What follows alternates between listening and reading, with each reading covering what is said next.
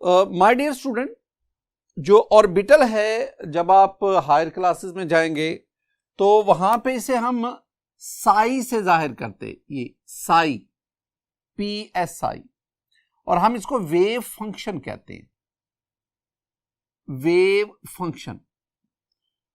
The concept of orbital was introduced by Schrodinger, SCHRODINGER, Schrodinger and Dirac.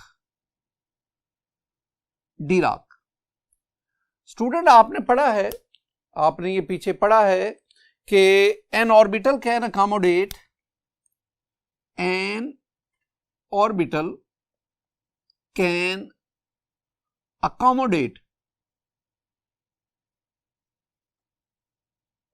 maximum 2 electrons with opposite spin। तो एक orbital में maximum 2 electron आ सकते हैं opposite spin के साथ। एक और बात आपने ज़हन में बिठा, वो क्या? मेरे पास ना 3 किस्म के ऑर्बिटल्स हैं। अगर किसी ऑर्बिटल में 2 इलेक्ट्रॉन हो और अगर ऑर्बिटल में 1 इलेक्ट्रॉन हो और अगर ऑर्बिटल में कोई भी इलेक्ट्रॉन ना हो, 3 किस्म के ऑर्बिटल आ गए। ऐसे ऑर्बिटल जिसमें 2 इलेक्ट्रॉन होंगे उस ऑर्बिटल को हम कहेंगे completely filled, completely filled orbital और ऑर्बिटल। और इन 2 इलेक्ट्रॉन को जो इस ऑर्बिटल में मौजूद है, माय डियर स्टूडेंट, हम इन्हें कहते हैं पेयर्ड इलेक्ट्रॉन, पेयर्ड इलेक्ट्रॉन। तो अगर किसी ऑर्बिटल में 2 इलेक्ट्रॉन है, that is called completely filled orbital, और उन इलेक्ट्रॉन्स को हम कहते हैं पेयर्ड इलेक्ट्रॉन। और जब इलेक्ट्रॉन ऑर्बिटल में पेयर्ड फॉर्म में आ जाते हैं तो वो स्टेबलाइज हो जाते हैं। दूसरी बात, अगर किसी ऑर्बिटल में 1 इलेक्ट्रॉन हो तो हम इसे कहते हैं partially field orbital, partially field कह लें या आप इसे हाफ फिल्ड कह लें, हाफ फिल्ड। मैंने ये दोनों टर्म्स इस्तेमाल कर। और इस इलेक्ट्रॉन को जो इस ऑर्बिटल में मौजूद है इसे हम कहते हैं अनपेयर्ड इलेक्ट्रॉन। ये बेसिक टर्मिनोलॉजीज हैं। अगर ये आपको आएंगी ना, यही मैंने आगे थ्योरी पढ़ाते हुए आप ये सारी टर्मिनोलॉजी मैंने बार बार बोलनी है। और तीसरी बात, अगर किसी ऑर्बिटल में कोई इलेक्ट्रॉन ना हो, this one is called empty orbital. तो ऑर्बिटल के लिहाज से आपको ये वो बुनियादी बातें हैं जो आपको फर्स्ट ईयर लेवल तक ये आपको समझनी, ये वो टर्मिनोलॉजीज हैं जो आगे वेबीटी है, हाइब्रिडाइजेशन है, मॉलिक्यूलर ऑर्बिटल थ्योरीज है, इनको पढ़ते हुए ये चीजें आपको आनी चाहिए। माय डियर स्टूडेंट, मैं आपको ना 3 तरह के ऑर्बिटल आपके साथ शेयर करूंगा, डिस्कस करूंगा। पहले मैं आपके साथ डिस्कस करूंगा एटॉमिक ऑर्बिटल्स, एटॉमिक ऑर्बिटल्स। फिर हम पढ़ेंगे हाइब्रिड ऑर्बिटल्स, हाइब्रिड ऑर्बिटल्स। और स्टूडेंट, फिर हम पढ़ेंगे मोलेकुलर ऑर्बिटल्स।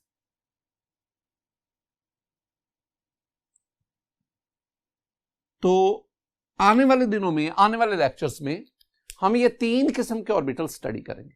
पहले आगाज करते हैं atomic orbital. My dear student, atomic orbital में आपके पास हैं S, Px, Py, Pz, Dxy, Dyz, Dzx and so on.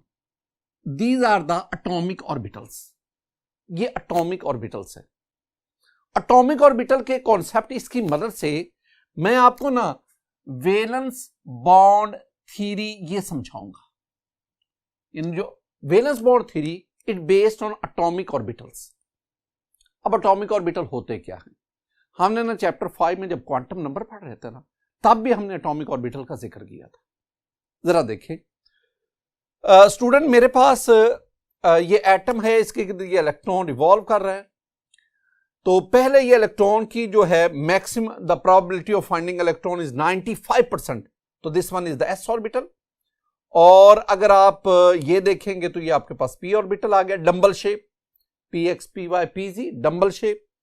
और इसी तरह अगर डी ऑर्बिटल की बात करें तो ये वेरियस डी ऑर्बिटल्स भी आपके पास मौजूद है।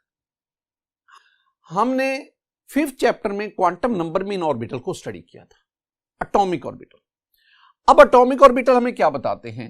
एटॉमिक ऑर्बिटल हमें बताते हैं AO stand for atomic orbital. My dear student, जब एटॉमिक ऑर्बिटल ओवरलैप करते हैं, ओवरलैप वीबीटी के मुताबिक, जब एटॉमिक ऑर्बिटल, कौन से atomic orbital? Partially filled, half filled. जब half filled atomic orbital overlap करेंगे तो हमारे पास कोवलेंट बॉन्ड बनता है, कोवलेंट बॉन्ड। अब ये कोवलेंट बॉन्ड दो तरह का है। एक आपके पास ये बनता है सिग्मा बॉन्ड, एक आपके पास ये बनता है पाई बॉन्ड। दो एटम्स के दरमियान सिग्मा बॉन्ड, पाई बॉन्ड, जो ऑर्बिटल की ओवरलैपिंग से बनता है। सिग्मा बॉन्ड कब बनेगा? जब हाफ फील्ड या पार्शी फील्ड ऑर्बिटल, जब ये यानी ये एटॉमिक ऑर्बिटल, जब ये हाफ फील्ड या पार्शी फील्ड एटॉमिक ऑर्बिटल ये हेड टू हेड और लीनियर ओवरलैप करेंगे। जब हेड टू हेड या लीनियर ओवरलैपिंग होगी, उसके नतीजे में आपके पास सिग्मा बॉन्ड बनता है। इसके बरक्स, अगर आपके पास हाफ फील्ड एटॉमिक ऑर्बिटल, अगर वो पैरेलल और साइडवे ओवरलैप करेंगे तो माय डियर स्टूडेंट आपके पास बनेगा पाई बॉन्ड। ये मैं ओवरलैपिंग बता रहा हूं एटॉमिक ऑर्बिटल्स की। अब फिर हम पढ़ेंगे कि जितनी ओवरलैपिंग, एक्सटेंट ऑफ ओवरलैपिंग ज्यादा होगा उतना ये बॉन्ड स्ट्रॉन्ग होगा। तो एक आपने ये टर्म जो है ओवरलैप, इसको ज़हन में बिठाना। तो एटॉमिक ऑर्बिटल की ओवरलैपिंग से कोवलेंट बॉन्ड बनते हैं। ये हमें कौन बताता है? ये हमें वीबीटी बताता है। और वीबीटी का कॉन्सेप्ट किसकी बेस पे हम स्टडी करते हैं? On the basis of atomic orbital. कौन से एटॉमिक ऑर्बिटल ओवरलैप करेंगे? वो एटॉमिक ऑर्बिटल जो हाफ फील्ड है, जो पार्शियली फील्ड है। इट मींस ओवरलैपिंग में कंप्लीटली फील्ड ऑर्बिटल या एम्प्टी ऑर्बिटल पार्टिसिपेट नहीं करते। अब आए हाइब्रिड ऑर्बिटल। स्टूडेंट, हम हाइब्रिड ऑर्बिटल जो पढ़ेंगे ना, वो हमारे पास होगा sp3, sp2, sp, dsp2, d2sp3 and many more. First year के सिलेबस में हम ये पहले तीन जो हाइब्रिड ऑर्बिटल्स हैं इनको स्टडी करेंगे, और सेकेंड ईयर चैप्टर 6 में जाकर जब आप कंप्लेक्स कंपाउंड फॉर्मेशन पढ़ेंगे तो इनके साथ साथ इन dsp2 वगैरह इन ऑर्बिटल्स, इनको भी आप स्टडी करते हैं। अब हाइब्रिड ऑर्बिटल की बेस पे हम हाइब्रिडाइजेशन को स्टडी करते हैं। हाइब्रिडाइजेशन, तो हाइब्रिड ऑर्बिटल्स की बेस पर हम हाइब्रिडाइजेशन को स्टडी करते हैं। हाइब्रिडाइजेशन में हम क्या पढ़ते हैं? हम पढ़ते हैं कि ये जो एटॉमिक ऑर्बिटल्स है ना, जो हम ऊपर पढ़ के आए हैं, ये जो एटॉमिक ऑर्बिटल हैं ये पहले इंटरमिक्स होते हैं। इंटरमिक्स, एटॉमिक ऑर्बिटल की इंटरमिक्सिंग की वजह से हाइब्रिड ऑर्बिटल बनते हैं, हाइब्रिड ऑर्बिटल्स। और माय डियर स्टूडेंट, ये जो हाइब्रिड ऑर्बिटल्स हैं इनकी ओवरलैपिंग होती है, और इनकी ओवरलैपिंग से आपके पास बॉन्ड फॉर्मेशन होती है। ये मैं बुनियादी बेसिक चीजें आपके साथ शेयर कर रहा हूं। इनको जाके आगे हम थ्योरी में एलैबोरेट करेंगे, डिस्क्राइब करेंगे, इनको डिस्कस करेंगे। ये बुनियादी बातें आपके ज़हन में बैठनी चाहिए। नेक्स्ट हम पढ़ते हैं तो हमारे पास molecular orbital. My dear student, हमारे पास जो मोलेकुलर ऑर्बिटल है ये हम पढ़ेंगे sigma 1s, sigma star 1s, sigma 2px, pi 2py, pi steric 2pz and many more. These are called the molecular orbitals. My dear student, इसमें हम पढ़ेंगे मोलेकुलर ऑर्बिटल, हम पढ़ेंगे मॉलिक्यूलर ऑर्बिटल थ्योरी में, और वहां भी मैं आपको पढ़ाऊंगा कि जब एटॉमिक ऑर्बिटल ओवरलैप करते हैं, ओवरलैप, तो हमारे पास मोलेकुलर ऑर्बिटल्स बनते हैं। बाकी इसके बारे में जो जो चीजें हैं वो हम थ्योरी में जाकर बड़ी वजाहत के साथ, फसाहत के साथ हम इसको डिस्कस करेंगे। तो ये ऑर्बिटल मेरे पास 3 किस्म के हैं, इनका हमने आगे आने वाली थ्योरीज में इस्तेमाल किया। स्टूडेंट, अब हम बढ़ते हैं वैलेंस बॉन्ड थ्योरी की तरफ, लेकिन वैलेंस बॉन्ड थ्योरी को स्टडी करने से पहले मैं आपको लीवर्स कॉन्सेप्ट और वेस्पर थ्योरी के बारे में सीधा सीधा बात करूं। My dear student, Lewis concept हमने पढ़ा था कि Lewis's concept explains the bond formation. Covalent bond कैसे बनता है, आयनिक बॉन्ड कैसे बनता है, कोऑर्डिनेट कोवलेंट बॉन्ड कैसे बनता है। तो Lewis's concept explain the bond formation. Later on VSEPR theory, VSEPR theory predict and explain the shapes of molecule. VSEPR theory does not give the reason for the bond formation. तो इसका मतलब है फिर ऐसी थ्योरी होनी चाहिए जो हमें बॉन्ड फॉर्मेशन भी बताए, जो हमें शेप्स ऑफ मॉलिक्यूल भी बताए। तो VBT successfully not only explain the bond formation, covalent bond formation, but it also explain the shapes of molecule. ये VBT की सक्सेस है जो आपने ध्यान रखा। VBT का आगाज करते हैं। माय डियर स्टूडेंट, जो वैलेंस बॉन्ड थ्योरी है, पहली मैंने बात आपसे शेयर की है कि it explains the formation of bond and shapes of molecules।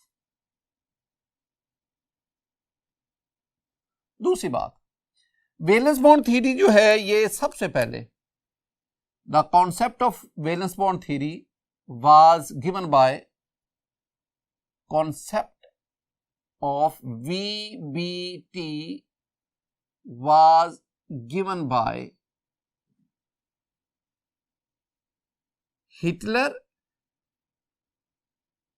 and London. Later on, two other scientists, they extended the valence bond theory, and this theory was extended by Pauling and Slater। ये बुनियादी बातें हैं my dear student जो आपने ज़हन में रखनी। अब हम आगे बढ़ते हैं। वैलेंस बॉन्ड थ्योरी है क्या? According to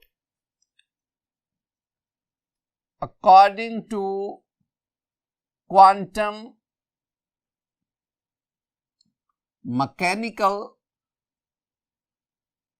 approach, according to quantum mechanical approach, ये श्रोडिंगर वेव इक्वेशन, उसकी बेस पे ये थ्योरी जो है ये आगे डिस्क्राइब की। क्या हमें बताता है ये क्वांटम मैकेनिकल अप्रोच? पहली बात ये हमें बता रहा है a covalent bond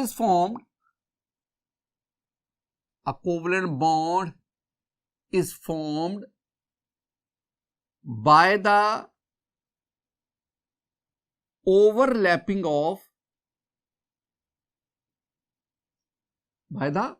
overlapping of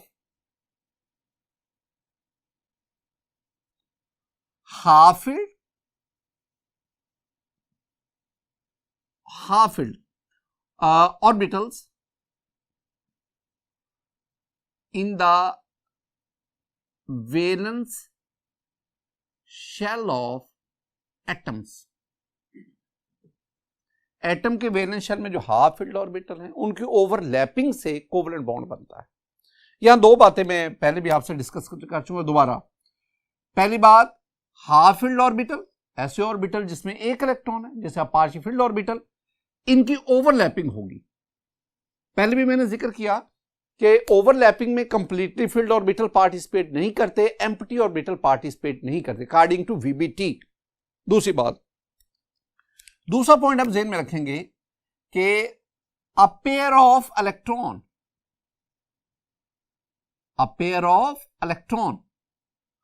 1 electron from each atom, 2 atom है ना जिनके ऑर्बिटल ओवरलैप कर रहे हैं, हर ऑर्बिटल में एक एक इलेक्ट्रॉन है, तो दोनों एटम के एक एक electron mean a pair of electrons, a pair of electrons 1 electron from each atom occupy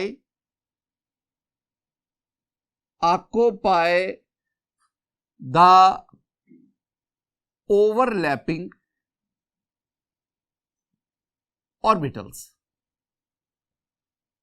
तीसरी बात, ये पहले आप बातों को समझें, फिर हम इसको डायग्राम की मदद से ना मजीद समझने की कोशिश करते हैं, पहले इनको याद करते हैं।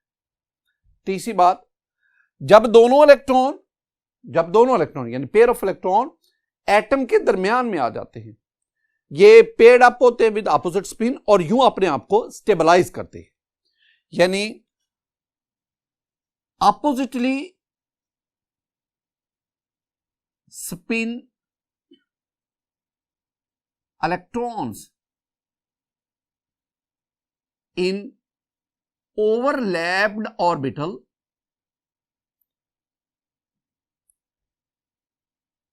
स्टेबलाइज देमसेल्फ, ये अपने आप को स्टेबलाइज करते हैं। ये 3 बातें ना स्टूडेंट आपने याद करनी है रट्टे की हद तक। नेक्स्ट पॉइंट बहुत इंपॉर्टेंट है, और ये जो मैं पॉइंट लिख रहा हूं ना, ये वीबीटी और हाइब्रिडाइजेशन के दरमियान बेसिक डिफरेंस है। पहले समझो, वो हाफ फील्ड एटॉमिक ऑर्बिटल जो ओवरलैप करते हैं, ओवरलैपिंग के बाद बॉन्ड बन गया, तो my dear student, after overlapping the individual atomic orbital retain their identity. After overlapping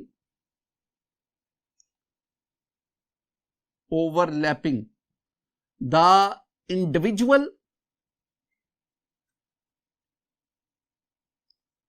atomic orbitals retain बरकरार रखते हैं their identity, अपनी शनाख्त बरकरार रखते हैं, रिटेन देयर आइडेंटिटी। ये बिल्कुल इसी तरह है, जब आप मिक्सचर बनाते हैं ना, तो आपने वाटर लिया, वाटर में शुगर को मिक्स किया, आपके पास वो सॉल्यूशन बना। अब उस सॉल्यूशन के अंदर वाटर और शुगर दोनों अपनी प्रॉपर्टीज को रिटेन रखते हैं, आपको उसमें शुगर का टेस्ट भी आएगा, वाटर का भी आपको मालूम होगा। तो इसका मतलब है in sugar solution the water and sugar retain their identity. इसके बरक्स अगर मैं सोडियम का और क्लोरीन का रिएक्शन करवाऊं, सोडियम क्लोराइड बना, अब सोडियम क्लोराइड वो हम जो टेबल साल्ट है खाने में इस्तेमाल करते हैं, लेकिन सोडियम हुआ या क्लोरीन हुआ उसको तो हम खाने में इस्तेमाल नहीं कर सकते। तो इसका मतलब है कंपाउंड में जो कंपोनेंट्स है they lose their identity while in a mixture the components. बिल्कुल उसी तरह मैं कह रहा हूं कि जब ओवरलैपिंग हुई तो आपके पास बॉन्ड बना, ओवरलैपिंग के बाद एटॉमिक ऑर्बिटल जो ओवरलैप हुए वो अपनी आइडेंटिटी बरकरार रखते। इसके बरक्स जब हम हाइब्रिडाइजेशन पढ़ेंगे तो मैं कहूंगा atomic orbital intermix, they form the hybrid orbital. जब एटॉमिक ऑर्बिटल इंटरमिक्स होकर हाइब्रिड ऑर्बिटल बनाएंगे they will lose their identity. तो ये हम हाइब्रिडाइजेशन में जाकर। नेक्स्ट पॉइंट भी बहुत इंपॉर्टेंट है, लार्जर द ओवरलैप या overlapping stronger is the bond,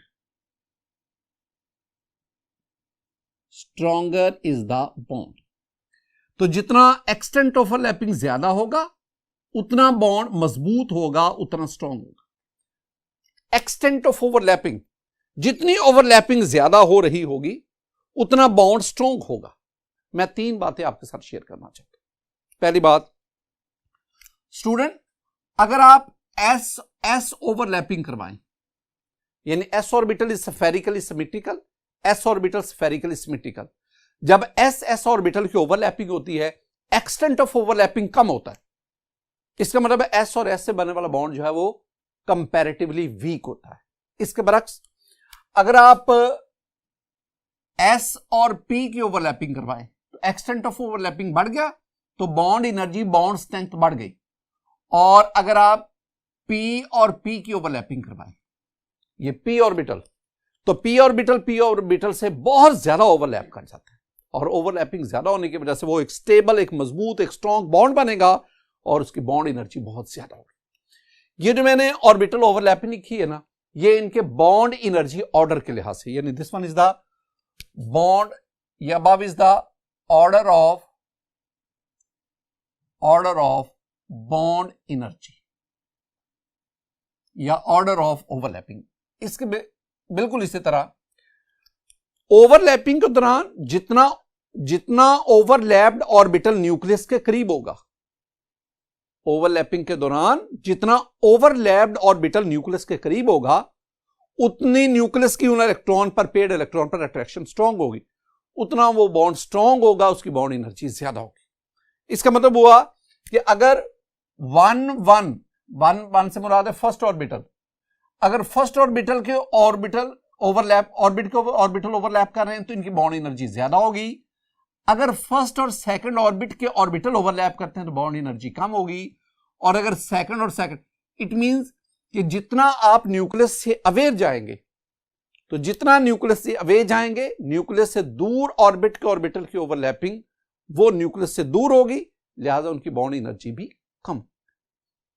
एक और चीज माय डियर स्टूडेंट, अगर मैं आपसे कहूं कि what are the necessary conditions,